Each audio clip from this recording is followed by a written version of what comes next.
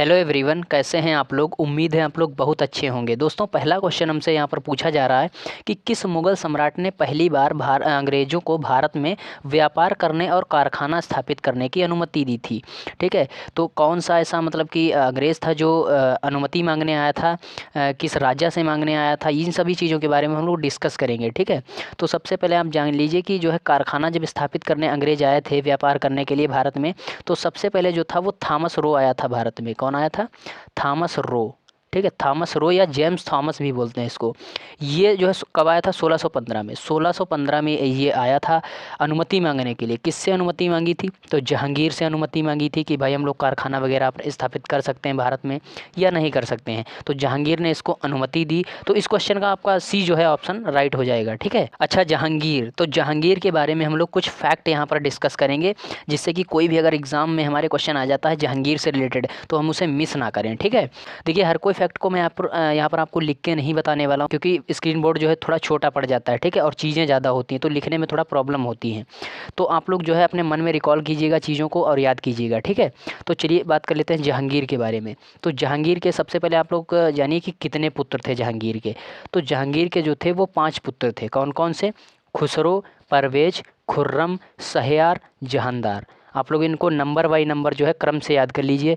खुसरो, परवेज, खुर्रम, शहरयार, जहांदार। ठीक है, अच्छा जहांगीर की पत्नी का क्या नाम था? तो जहांगीर का पत्नी का नाम जो था वो 2 नाम थे इनकी पत्नी के। 2 कैसे थे इसके पीछे फैक्ट है। ठीक है, पहला नाम था जो वो मेहरुन्निसा था।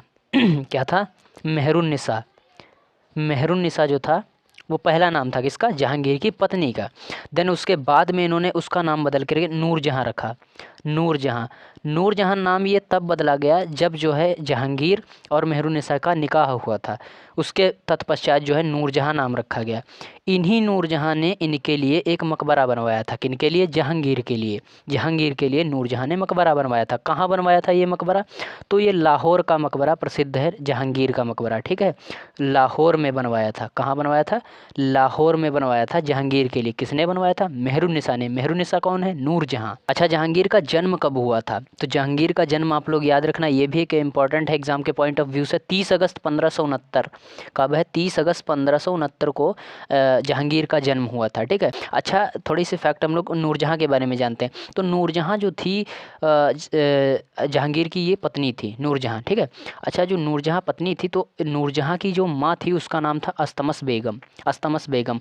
और जहांगीर के शासनकाल में एक कला थी, एक बोल सकते हो विधि जो थी वो बहुत फेमस थी। कौन सी विधि? गुलाब से इत्र निकालने की, या गुलाब से परफ्यूम जो हम लोग इस्तेमाल करते हैं उसी तरीके का गुलाब जल निकालने की एक विधि मालूम थी। वो मालूम थी अस्तमस बेगम को। और ये अस्तमस बेगम कौन थी? तो ये मेहरुन्निसा यानी नूरजहाँ की माँ थी।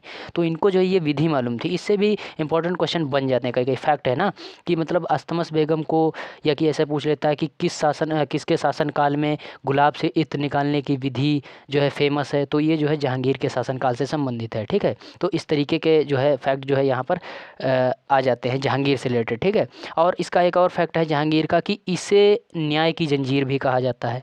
क्या कहा जाता है? न्याय की जंजीर।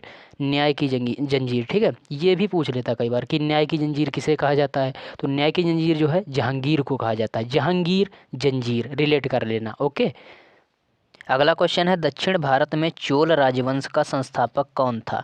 तो दक्षिण भारत में चोल राजवंश का जो संस्थापक है वो विजयालय को माना जाता है। ऑप्शन नंबर डी आपका राइट आंसर हो जाएगा। विजयालय जो था वो चोल राजवंश का संस्थापक था दक्षिण भारत में। ठीक है, अब यहाँ पर जितने भी राजवंश हैं उनसे उनका जो है थोड़ा यहाँ पर डिस्कस कर लेते हैं उनके बारे में, तो ज़्यादा सही रहेगा। ठीक है, तो सबसे पहले हम बात कर लेते हैं गुप्त वंश की। गुप्त वंश की, तो गुप्त वंश का संस्थापक किसे माना जाता है? श्रीगुप्त को। श्रीगुप्त को याद रखना। श्रीगुप्त को, गुप्त वंश श्रीगुप्त। और पाल वंश गोपाल। पाल वंश गोपाल। पाल वंश से संबंधित कौन है? गोपाल, या फिर इसके पाल वंश के संस्थापक कौन है? गोपाल। फिर गंग वंश। गंग वंश, तो गंग वंश का संस्थापक कौन है? ब्रजहस्त पंचम। याद रखना, ब्रजहस्त। ब्रजहस्त पंचम। ब्रजहस्त पंचम किसके हैं? गंग वंश के संस्थापक ब्रजहस्त पंचम। पंचम। ठीक है, अच्छा मुगल वंश का संस्थापक तो ये था बाबर। बाबर। मुगल वंश का संस्थापक बाबर। याद रखना, लोदी वंश का संस्थापक बहलोल लोदी। कौन? बहलोल लोदी। किसका संस्थापक? लोदी वंश का। इसी से संबंधित है सिकंदर लोदी। कौन? सिकंदर लोदी। सिकंदर लोदी ने क्या किया था? तो ये इसने जो है आगरा शहर की स्थापना की थी। आगरा की स्थापना किसने की थी? सिकंदर लोदी ने। और लोदी वंश का संस्थापक कौन है? बहलोल लोदी। और सैयद वंश का संस्थापक कौन है? खिज्र खां। सैयद वंश का संस्थापक किसे माना जाता है? खिज्र को। खिज्र खां इसका पूरा नाम है। खिज्र खां जो था ये सैयद वंश का संस्थापक था। सेन वंश का संस्थापक कौन था? तो ये था सामंत सेन। कौन था? सामंत सेन। सामंत सेन, इसको जो सेन वंश का संस्थापक माना जाता है। तो ये सभी चीज़ें हैं आपके सामने, डिस्कस मैंने कर दी। ठीक है, अगला क्वेश्चन है, स्वतंत्रता संग्राम के सेनानी को मास्टर दा कहा जाता है? मतलब किस स्वतंत्रता संग्राम के सेनानी को मास्टर दा कहा जाता है? मास्टर दा। तो मास्टर दा, सूर्यसेन को मास्टर दा के नाम से जाना जाता है। ऑप्शन नंबर डी आपका राइट आंसर हो जाएगा, सूर्यसेन। ठीक है, सूर्यसेन को मास्टर दा कहा जाता है। इनका दूसरा नाम मास्टर दा है, सूर्यसेन। इन्होंने क्या किया था? तो इन्होंने इंडियन रिपब्लिक आर्मी, जिसे हम लोग IRA इंडियन रिपब्लिक आर्मी, इन्होंने इसकी जो है स्थापना की थी, IRA की। किसने की थी? सूर्यसेन ने। ठीक है, और इन्होंने क्या किया था? तो इन्होंने एक गांव है चटगांव। चटगांव, ठीक है, चटगांव में एक शस्त्रागार है। शस्त्रागार मतलब जहाँ पर शस्त्र वगैरह रखे रहते हैं, बोल सकते हो अपनी बंदूक वगैरह जो भी है, मतलब जो भी जितने सारे हथियार हैं, घातक हथियार। तो इन्होंने चटगांव के शस्त्रागार को, ठीक है, लूट लिया था। कब लूटा था? 18 अप्रैल 1930 को। 18 अप्रैल 1930 को सूर्यसेन ने चटगांव के शस्त्रागार को लूटा था। ठीक है, इस तरीके से समझिए आप लोग। और 1931 में एक समझौता हुआ था, गांधी इरविन समझौता, जो इसी से संबंधित है। ठीक है, 1931 में हुआ था। कब हुआ था? गांधी इरविन समझौता जो था वो 1931 में हुआ था। गांधी, तो महात्मा गांधी की बोल सकते हो हत्या कब हुई थी? तो महात्मा गांधी की हत्या जो हुई थी वो 30 जनवरी 1948 को हुई थी। कब हुई थी? 30 जनवरी 1948 को। किसने की थी? नाथूराम गोडसे ने। कहाँ मारा था? तो ये बिरला भवन के नीचे। कहाँ मारा था? बिरला भवन के नीचे गोली मारती थी। ठीक है, नाथूराम गोडसे ने गांधी जी को 30 जनवरी 1948 को। और महात्मा गांधी को अगर बात की जाए पुरस्कार से संबंधित इनसे क्वेश्चन है, तो महात्मा गांधी को 5 बार पुरस्कार मिला है नोबेल का। ठीक है, नोबेल पुरस्कार से सम्मानित 5 बार हुए हैं महात्मा गांधी। तो ये भी एक इम्पोर्टेंट क्वेश्चन है। अगला क्वेश्चन है दोस्तों, 1857 की क्रांति के समय किस नेता का वास्तविक नाम रामचंद्र पांडुरंग था? तो रामचंद्र पांडुरंग जो नाम था वो तात्या टोपे का वास्तविक नाम था 1857 की क्रांति के समय। तो तात्या टोपे को रामचंद्र पांडुरंग भी कहा जाता है। अच्छा, 1857 की जो क्रांति थी इसकी नींव कहाँ से पड़ी? तो 1857 की जो क्रांति थी इसकी नींव जो पड़ी वो पड़ी थी आपकी 29 मार्च 1857 को। ये डेट इम्पॉर्टेंट है, याद रखना। 29 मार्च 1857 को ये जो है नींव पड़ी। क्या था इसके अंतर्गत? तो 29 मार्च को क्या हुआ था कि मंगल पांडे, ये जो मंगल पांडे हैं, इन्होंने क्या किया था कि बैरकपुर में, ठीक है, बैरकपुर में गाय की बनी से चर्बी से बनी जो कारतूसें थी उनको इस्तेमाल करने से मना कर दिया था, साफ इनकार कर दिया था। मंगल पांडे ने कहा था ये गाय से बनी कारतूसें हैं, हम इनको इस्तेमाल नहीं कर सकते, ये हमारे धर्म के विरुद्ध हैं। तो इस पर जो है इन्होंने बड़ा ही विवाद खड़ा कर दिया।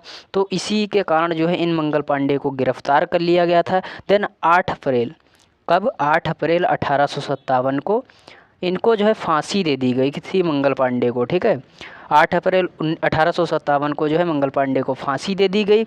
और 29 मार्च 1857 से ये विद्रोह जो है शुरू हो गया था। 1857 का विद्रोह जिसे कहा जाता है।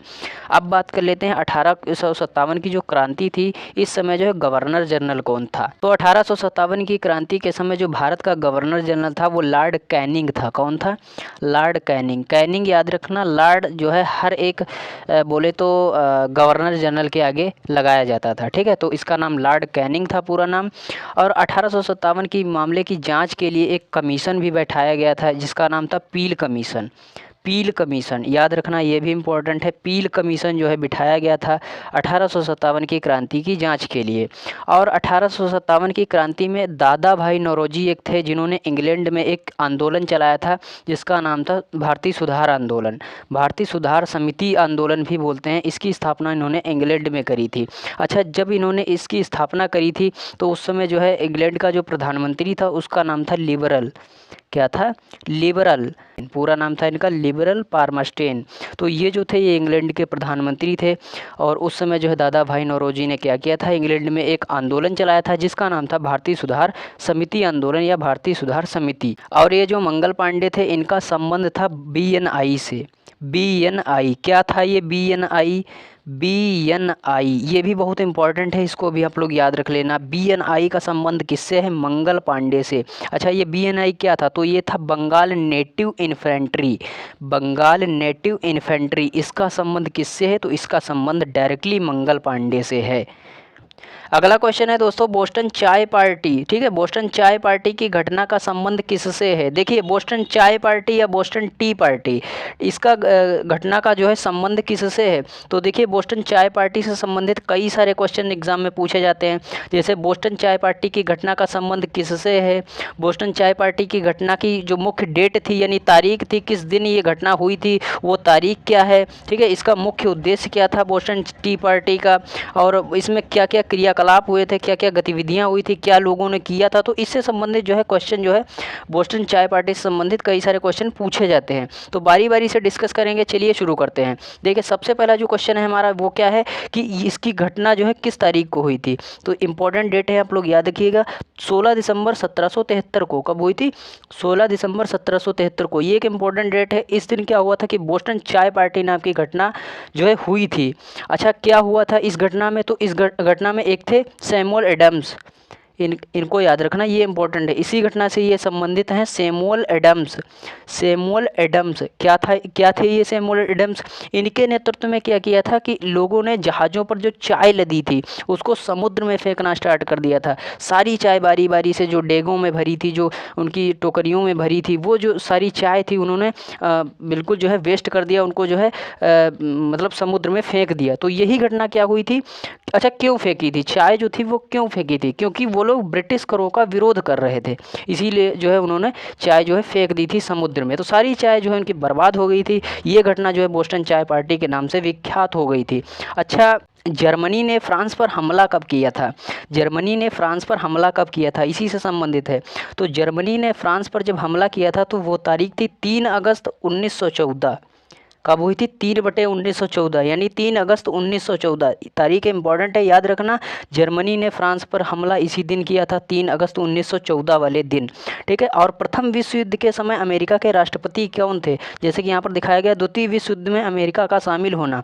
तो इसी से संबंधित एक क्वेश्चन है कि प्रथम विश्व युद्ध के समय अमेरिका के राष्ट्रपति कौन थे? ये भी बहुत इंपॉर्टेंट क्वेश्चन है, मैं सारे इंपॉर्टेंट करा रहा हूँ आप लोगों को।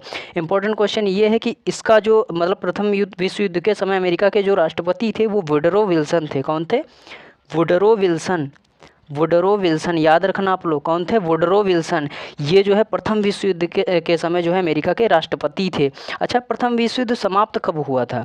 प्रथम विश्व युद्ध कब समाप्त हुआ था? तो ये जो है 11 नवंबर 1918, 11 नवंबर 1918 को प्रथम विश्व युद्ध समाप्त हुआ था। तो काफ़ी सारे इंपॉर्टेंट क्वेश्चन मैंने आपको करा दिए हैं। तो इस वीडियो को प्लीज़ अपने दोस्तों के साथ जरूर शेयर कीजिए, और जो स्टूडेंट्स जो है पढ़ाई कर रहे हैं उनके साथ तो कतई शेयर कीजिए इस वीडियो को। तो अगर आपने अभी तक इसको एक शेयर नहीं दिया है तो प्लीज़ इसको एक शेयर जरूर दीजिएगा। और चलिए आज की इस वीडियो को यहीं पर समाप्त करते हैं।